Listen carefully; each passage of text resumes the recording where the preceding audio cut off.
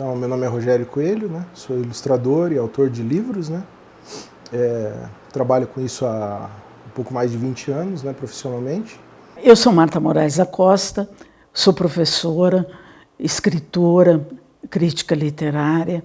Trabalhei muitos anos com literatura infanto-juvenil na universidade. Já ilustrei autores como a Ruth Rocha, Ana Maria Machado, Ferreira Goulart, Luiz Fernando Veríssimo, Moacir Scliar, Monteiro Lobato, né? Eu desenho desde criança. Na verdade, eu nunca pensei que eu ia trabalhar com isso, né? Mas eu sempre tive certeza que era uma coisa que eu ia fazer durante a vida toda. Bom, eu gostaria de falar um pouco do Barco dos Sonhos, do Rogério Coelho. É um livro extraordinário e comovente. Ele tem um apelo que não fica restrito às crianças, ou nem mesmo aos adolescentes, até mesmo para os adultos. Fiz uma viagem com a minha família para o litoral de Santa Catarina e começou a história do barco, né? Porque eram dias de inverno na praia, aquelas praias São Francisco do Sul, um lugar muito bonito, né?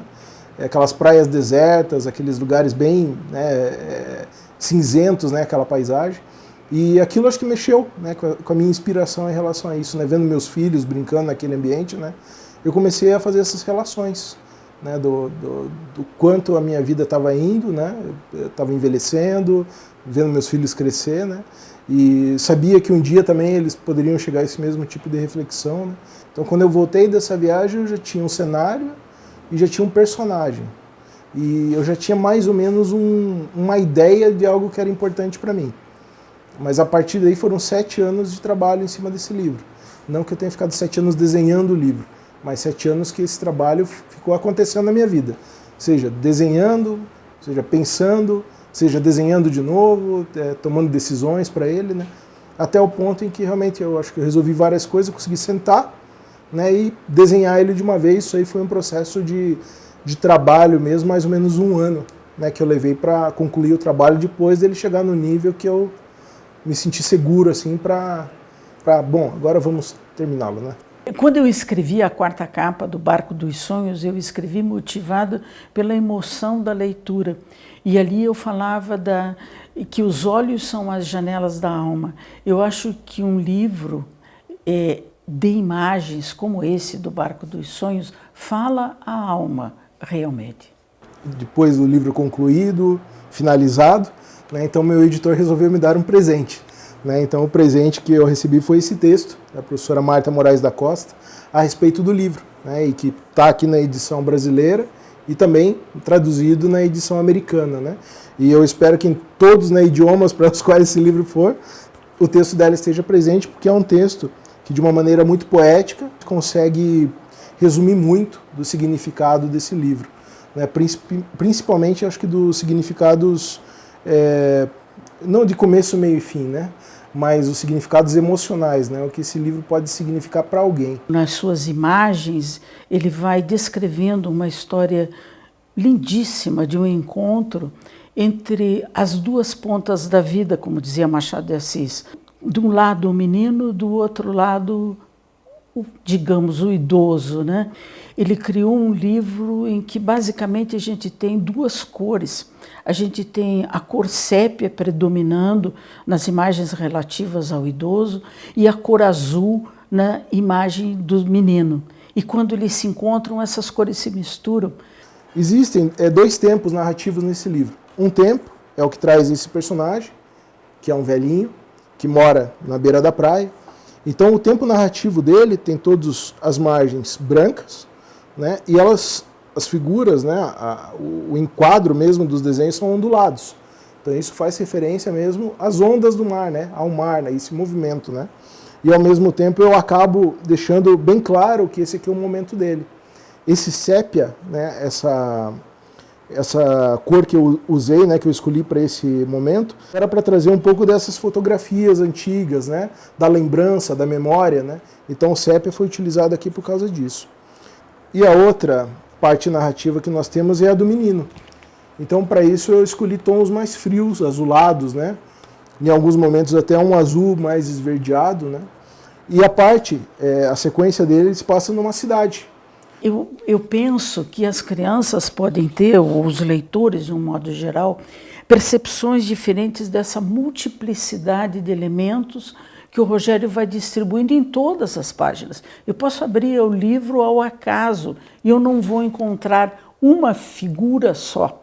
Eu vou encontrar um conjunto de elementos todo enriquecido nos detalhes. Às vezes são pequenas manchas de tinta, não é, que reproduzem aves, que reproduzem fios, velas, né, o mastro do barco.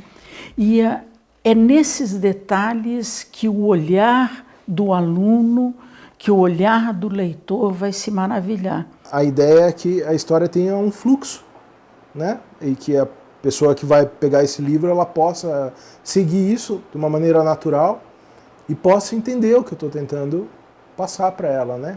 Minimamente entender, né? Claro que durante esse trajeto, né, vai ser necessária uma leitura ou duas, e mesmo assim ela pode atribuir outro significado. E são detalhes que cada um vai procurar por si. A imagem chama a atenção desse olhar para cada um de uma forma diferente. É lógico que uma história como essa não impede, e eu acho que até o contrário, ela estimula atividades depois da leitura. Porque o que a gente tem aqui é um encontro de dois tempos. E esses dois tempos, cada um de nós leitores viveu, né? O encontro com os seus antepassados, o encontro com os idosos da família, o encontro com idosos na rua, o encontro com idosos na escola. E esse livro vai ligar essas duas idades por meio do sonho. O barco nas escolas é muito interessante, né? Uma das coisas assim que eu mais escuto, né, dos professores quando eu chego numa escola é que, a princípio, quando eles receberam o livro para trabalhar, muitos já falaram para mim que ficaram com medo, né, com receio. Né? Por quê? Porque é um livro de imagem, então não existe o texto, né, escrito. Né? Tem um texto ali que é um texto imagético, né? Tem a sequencialidade e tudo mais. Então eles ficavam pensando, como é que eu vou trabalhar com isso? Né? E ao mesmo tempo que o início era o medo, depois era a surpresa, né, de como as coisas aconteceram, né, de terem professores que conseguiram trabalhar durante um longo período com ele, durante, né, o ano letivo ali, e ainda falar para mim, ó, existia mais a fazer. Né? Então, em relação aos professores, essa tem sido uma surpresa importante para mim. Né? Eu gostaria muito de saber o segredo do sucesso desse livro, porque aí eu poderia fazer outros desse jeito. Né? Eu não entendo muito bem isso.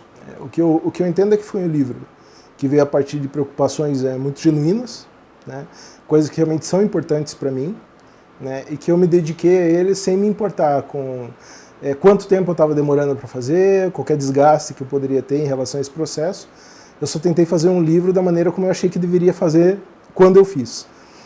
Os prêmios foram importantes para aumentar o alcance do livro, para me dar uma direção, né, de que eu estava acertando em algumas coisas, e para também levar esse livro para fora do país, né, porque no ano passado ele ganhou uma edição americana, por uma editora dos Estados Unidos, e lá ele tem feito uma trajetória bem importante também, né, já recebeu prêmio, já entrou em várias seleções, né, teve resenhas, né, de veículos importantes também, muito positivas, né, em relação ao livro.